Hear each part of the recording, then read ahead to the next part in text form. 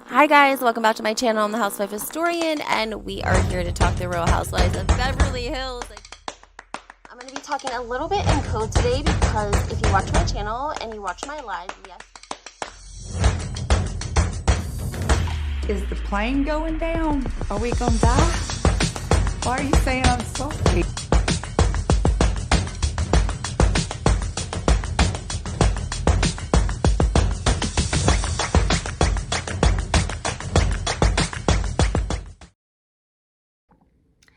Hey guys, welcome back to my channel. I'm the Housewife Historian, and today we are talking Real Housewives of Potomac, Gisele Bryant and her pot-selling husband, the pastor from his church in Atlanta. That's what we're talking about today, guys. So before we get started, make sure you hit that like button, subscribe to my channel, turn your notifications on. And every time I talk about the South, I pick up this strong Southern drawl. I don't know where it comes from, but I love it so much. Anyways, we're going to talk about that. And depending on how much time we have, we may talk about some other topics. But I will leave that to the, just to leave you guys hanging towards the end. I also want to touch base on Teddy Mellencamp. I can't help it, guys. I got it. Anyways, let's get started. Hit the like button, subscribe to my channel, turn your notifications on. And of course, everything in this video is alleged. Mr. Jamal Bryant, who is Gisele Bryant's ex-husband, baby daddy, if you will. They have 3 kids together, but he has multiple children outside of their wedlock during their marriage. And since they were divorced, I think he's had other children, and also they allegedly had gotten back together a couple of years ago. Monique revealed in her binder, though, that Mr. Bryant was telling a lot of folks that it wasn't real. It was reality TV, and he wasn't really back with Gisele. She had receipts to that, if I remember correctly. Anyways, regardless, Mr. Jamal Bryant is a pastor of a church in Atlanta. And allegedly, well, not allegedly, he has his own podcast. Now, first I heard this story on Sherelle's World. They did a really funny commentary of it. And I heard it again on David from Behind the Velvet Rope. They talked about it. So I was like, if y'all ain't heard about it, if you have, skip with this video. If you haven't, let me tell you, Mr. Jamal Bryant is a pastor of a mega church, right? And he's had a lot of extracurricular, interesting allegations about women and girls and underage and babies and just hella rumors, okay? We don't know what's true, what's not true.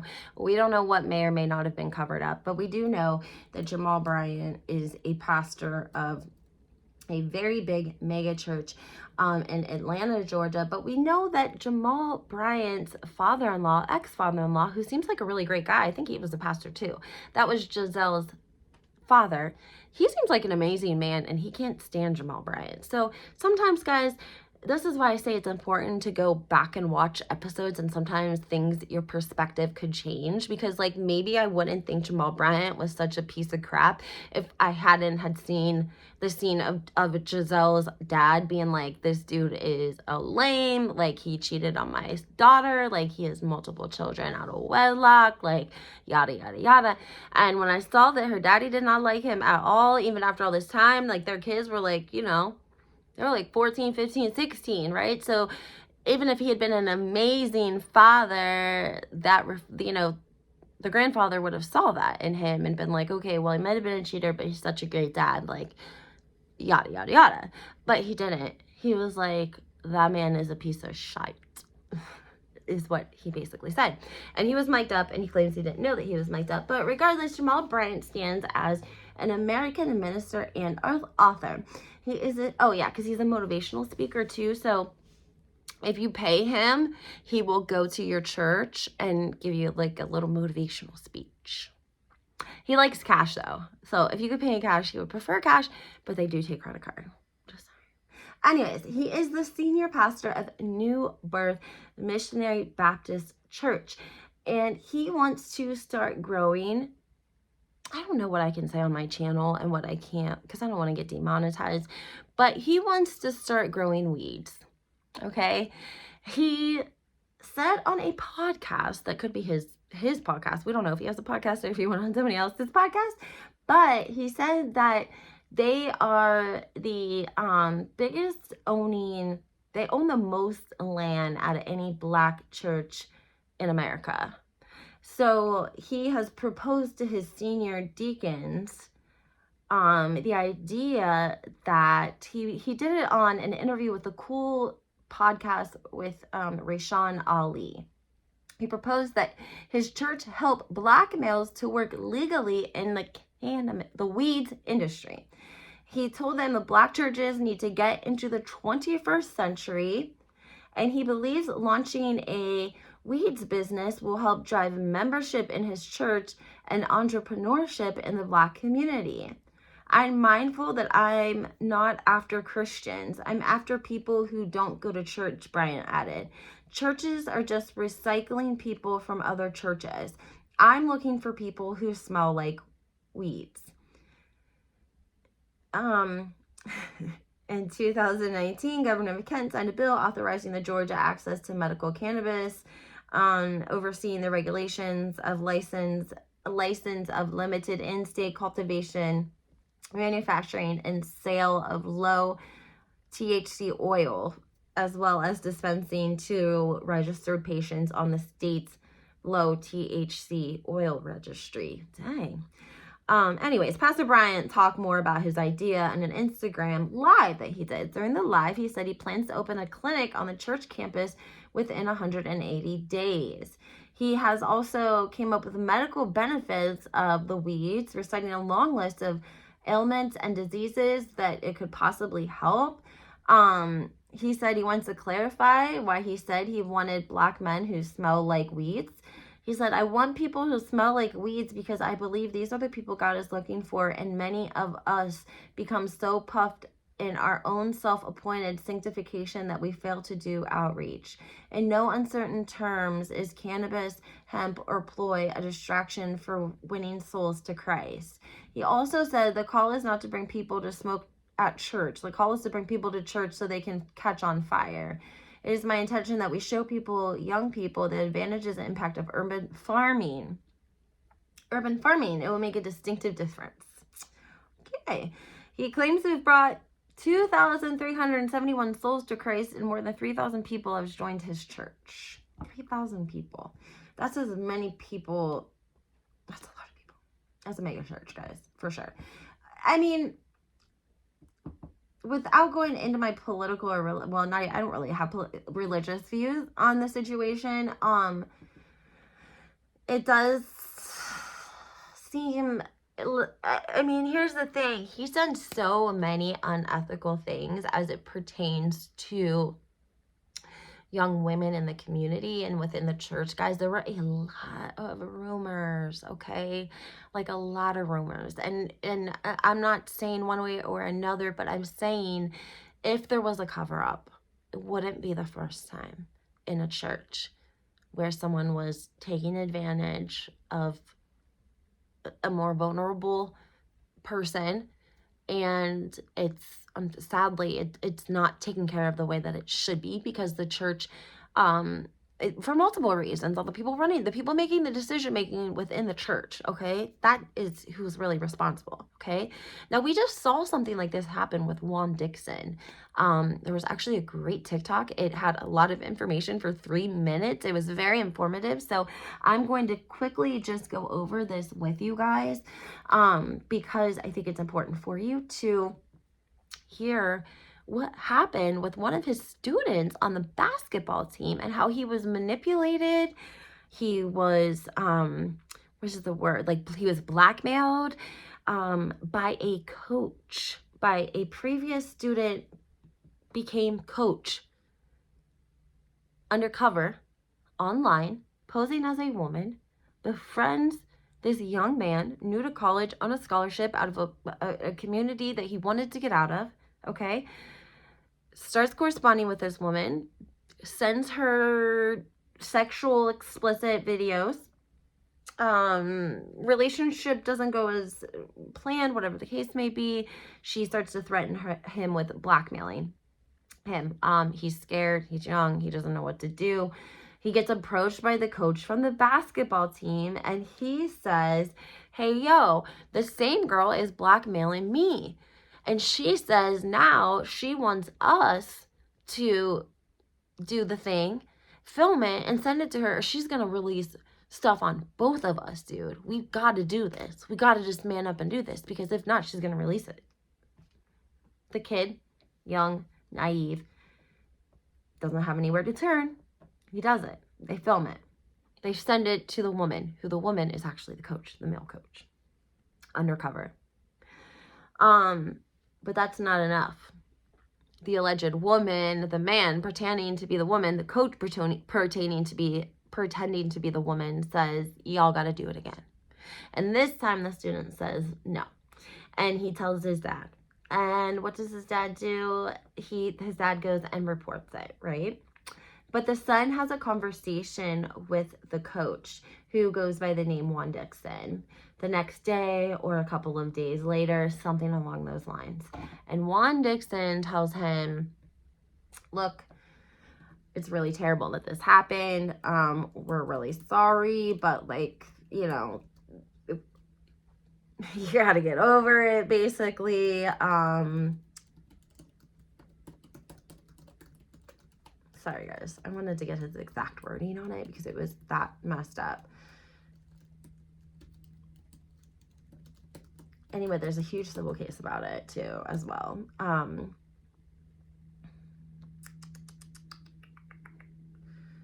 Here we go. Let me see if this one's going to actually give us... Okay, so the lawsuit is... He was actually the head coach for Coppin State University in Baltimore, Maryland, okay? He's current head coach. I don't know if he was the head coach when this happened, because I think this happened a couple of years ago.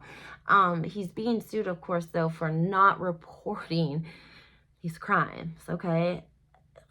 Let me give you the article so you guys maybe can... A report from Baltimore Brew notes that Coppin State assistant coach Lucius Brownlee has been accused of catfishing a player named Mr. Williams. Online, he did it. Eventually, their online encounters allegedly progressed to graphic text and photos. In the lawsuit, Williams, who is the student, accuses Brownlee, who is the catfish, of blackmailing him into recording sexual encounters. Upon his refusal to keep doing it, the catfish allegedly shared the very explicit videos. Juan Dixon is named in the lawsuit for not taking action against the catfish, Brownlee, after he learned of his behavior. The university has been accused of retaliating against him by snatching his financial aid, which is allegedly what he was trying to protect this whole time. Williams claims that the incident started during his freshman year of college in 2018, when a girl who was romantically interested in him contacted him online. He initially believed the images were private and in the context of a budding relationship between the two of them. But things took a turn when the person behind the account asked for more sexual explicit content and threatened to release the ones they already had if he didn't keep the images coming. Scared of what these images surfacing could do to his basketball career, he continued to send them. During a conversation with Brownlee in 2019, who is the catfish and he is also the coach, Williams says Brownlee told him that he had sent the same person sexual content. The person blackmailing Williams was also blackmailing Brownlee and requested a video of him and Brownlee engaging in sexual acts. He initially refused, but later gave in to the request. In 2020, the student, Williams, stopped responding to the blackmailer, which led to the explicit content being shared with the basketball staff and the faculty and on social media. So regardless, this coach still released all this sexual content of this poor kid, college kid. Dixon is accused of sweeping the incident under the rug. Williams, the student, met with Dixon to discuss other issues, and the topic of Brownlee came up.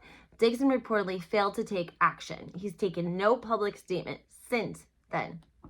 But here's the thing that is also important about this, guys. Number one, not only did he fail to report it, he could have been complicit in helping to cover it up. not reporting it is sort of covering it up, okay? I want to find his exact wording on it because of the fact that it is so powerful that it's just unbelievable. They should have known also before they put him in a position of seniority, because there were some sort of issues prior to that, that Brownlee had complaints against him, and other issues, and they still made him a coach. He, of course, began, making the blackmails, but Dixon directed Williams to come to practice the next day where the two met, according to the complaint. Dixon admitted that Brownlee was mentally ill or otherwise emotionally imbalanced, and that his history was made known to the coach, who was the athletic director, Derek Carter, and the school. But the complaint says the school, whose policy on sexual misconduct prohibits, names everything you can imagine, and retaliation, took no action to redeem the situation. Williams asked for an investigation in which, according to the lawyer, a lawyer for the university further traumatized him with questions about his sexual past and orientation. That's not good, guys. That is not good. That is not good. That is not good. And you want to know a couple of things that it's not good? It's not good for the kid, number one. They knew that the guy had issues and they put him in a position of power. That's a big, big, big no-no. The university is going to have to, they're probably going to scramble. They're going to have to pay, and they're probably going to get rid of the coaches that were complicit in non-reporting this, right?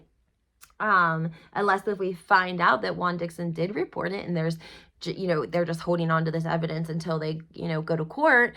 A civil case was filed. I've told you guys before, in a lot of states it differs, but typically when a party files a civil suit, the other obtaining party has a certain amount of days to respond, and they go back and forth a couple of times before they even hit the courtroom, okay? But in this case, I'm sure that there's going to be a criminal investigation as well, of course, depending on the timeline and the jurisdiction of the situation. But it's not good for a lot of reasons. And one of the reasons is, and it's really weird, all this is coming out because we actually see, I think it's going to be in the new episode, because we didn't get one on Christmas. We see Gisele and Robin doing their, I wanted to say a TED Talk, but they're doing their podcast. Excuse me. They're doing their podcast or their live Q&A, live show, whatever it is. And they definitely are using Juan to bring in a crowd of people. And they have him come out during the Q&A part. We see them kind of planning for that before it happens. But regardless, we're going to see him. And it seemed to me, I definitely got the feeling they were using him to sell tickets. I don't even know if they sold tickets. Were they just giving them away for free? I don't know what. We don't know because we haven't seen the episode yet. I mean, Karen's definitely going to let us know because she was taking notes on what to do and what not to do, since she's going to be doing something at the Improv, which I definitely think is much more business savvy, in my opinion, because you don't want a huge venue and then it doesn't look like you have very many people there. Even if you have a nice turnout, you can have a great turnout, but if your venue is too big, it's going to look empty, right? Think Kim Zolciak's baby shower, right? Beautiful venue, set up really beautifully, but not enough people to make it look full.